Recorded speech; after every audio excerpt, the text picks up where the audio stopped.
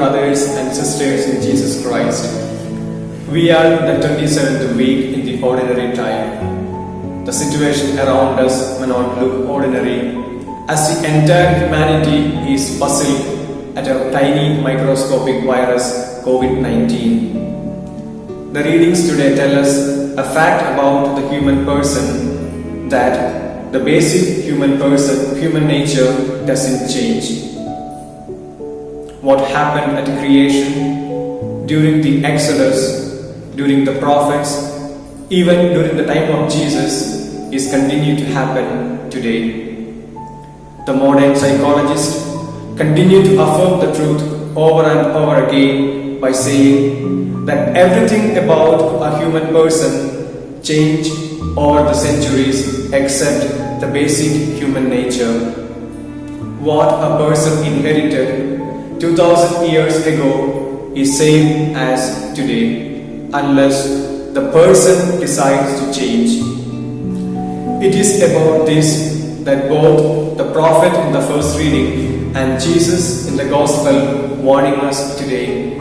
The eternal love of God towards the people of Israel and the inability of the people of Israel to understand God's love and to respond positively.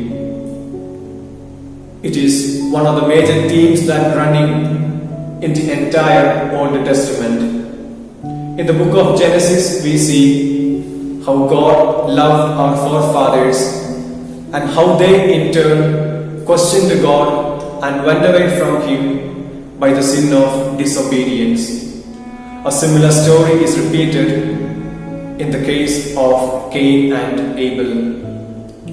Though the Israelites had enough experience of the eternal love of God during their Exodus event, they accused God, went away from Him and rejected Him. It is precisely against this inability of the people of Israel to understand the love of God that the prophet Isaiah warns the people of Israel about the destruction that is going to fall upon them through the hymn of the Lord's vineyard. In the Gospel too, Jesus gives a similar warning to the Jewish people through the parable of the wicked tenants. Jesus is questioning them about the inability of the people to understand God's love and respond positively. Today, as we listen to this parable, it is pointing towards each one of us and questioning us the type of life that we live under the brand name Christians. Are we also like the Israelites, questioning God and accusing Him of punishing us unjustly? At various points in our life, we too behave like the Israelites, questioning God and unable to respond positively to His divine love. It may be because of the bitter experiences that we have, or the misfortunes that we experience, or the injustice that are done to us.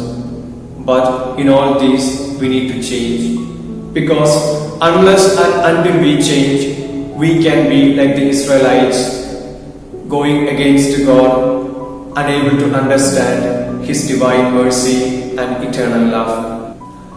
One of the questions that I faced during the lockdown from my beloved friends of various walks of life is the question, is there a God? And if there is a God, where is God during this pandemic and what is He doing about it?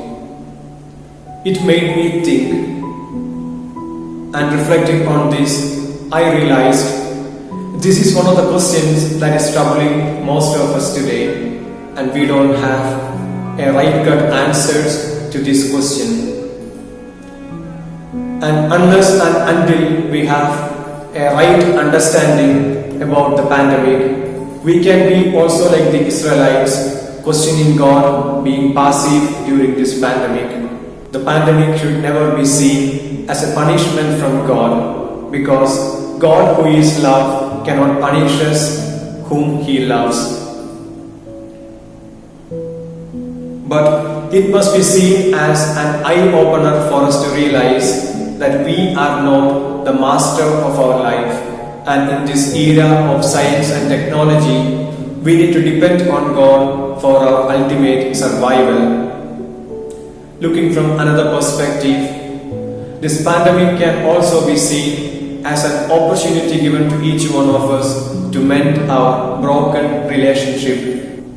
The relationship between husband and wife, between parents and children, between neighbors, between friends, between our old companions in school and college, between me and the nature, and finally between me and my God.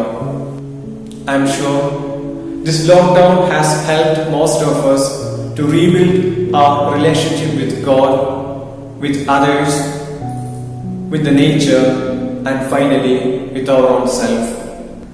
Finally, dear friends, let us not accuse God of the pandemic, but instead let us see it as an opportunity to experience God's divine love by loving all those around us.